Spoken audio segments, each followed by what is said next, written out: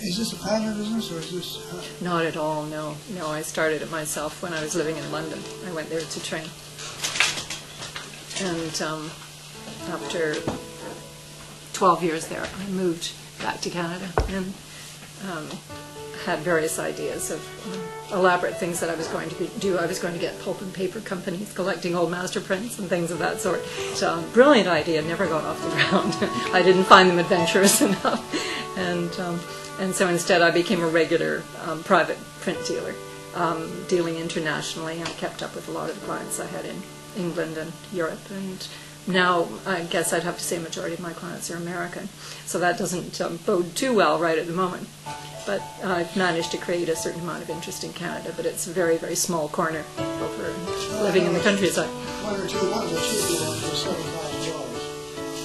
Mm-hmm. So it is serious business. Oh, Picasso print has gone for $1.6 million. Just because it's on paper, it's not inexpensive. I'm sorry? What makes one print more valuable than another? Well, first of all, it has to be a superb image, and then the reputation of the artist, as in the case of Picasso or Rembrandt.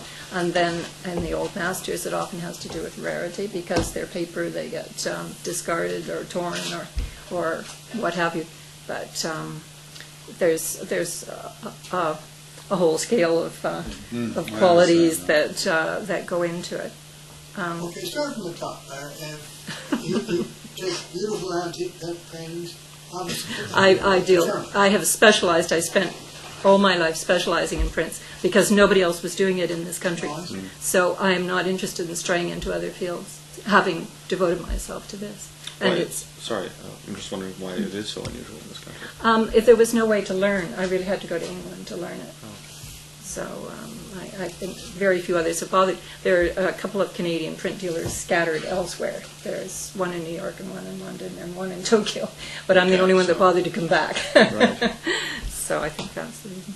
And it's a very small corner of. It's very specialized. Only certain people can appreciate them, I think. So it's perhaps not economically interesting to a lot of people.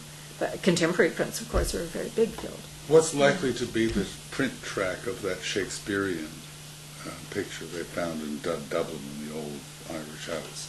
The print track? Yeah, I was just wondering how that might become a print and how valuable that might become. Are you familiar with this? They found a painting of Shakespeare as a young man. Apparently there only existed There's one in Toronto, too, isn't there? Yeah, no, that's what you're talking about, isn't it? Yes. That's not a print. No, that's a painting, but I'm wondering how that becomes a print and becomes valuable. Well, That's just a reproduction. Yeah, there are contemporary engravings of them, although nobody is sure which is the true likeness. But they're not particularly valuable in themselves. You have advised young people to buy art, and why don't you put together a portfolio of art, and I'll put together a portfolio of stocks. You won. But like almost anything, the high end is a lot more secure than the low end. Right now, even though times are changed, dealers are saying to me that things that are very expensive or pretty expensive are still doing well, whereas the inexpensive is not. So it's Your concept of the bubble from the Yves Saint Laurent. Every time there's been a major sale of an estate like that, I'm thinking back to Helena Rubinstein, when her estate was sold, fell because of who owned them. Yeah, exactly. It really has very little to do with the value going up. It has a great deal to do with the cachet of owning something. Because of its potential monetary value. No, but it's snob value. Huh? It's snob value. Yeah. Yeah. People are buying something which came from Yves Saint Laurent's collection because it came from Yves Saint Laurent's collection. It has nothing to do with the intrinsic value I of believe the they were works themselves. discerning on certain things. Well, I'm Some sure. of the things I read about sounded, Then that's why the sounded price- very good, but Yeah, but for the most part, I'm sure that's Yeah, I mean, the man had incredible taste. That is a given. But the fact that he also had the name Yves Saint Laurent is what actually builds the price. I won't even say value. So if mine were 50 times more than my competitor in California or something, I would get that reputation. So there's a proper price. In other words, unlike paintings or drawings or something. Trust me. selling things for $100,000. I wanted to ask you about the authentication, whatever it's called.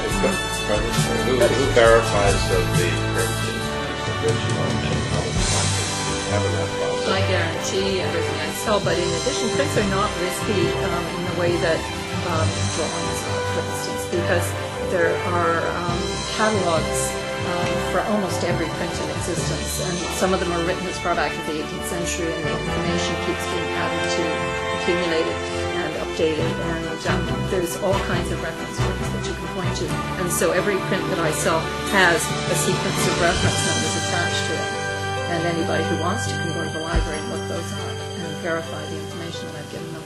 But, I mean, I simply guarantee them, you know, and if I occasionally make a mistake, if I were wrong, or if, you know, they got an opinion that it was not as good as I said, then I would take it back. So you can't do more than that. Oh, yes, sure.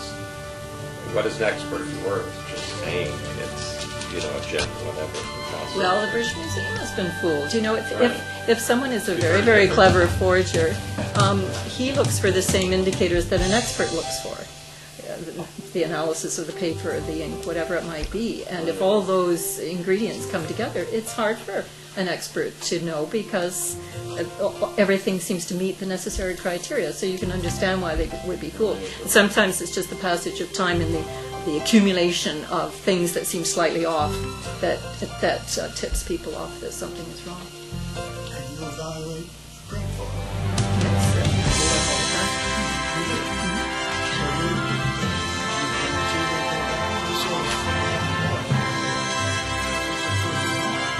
We're not usually asked to guarantee a value. Sometimes, I mean, for instance, the Cultural Review Board will get several opinions in order for people to get a tax benefit. They consult 3 different evaluators, and the evaluations may be quite widespread, and they take an average. So it is fair enough for values to be different.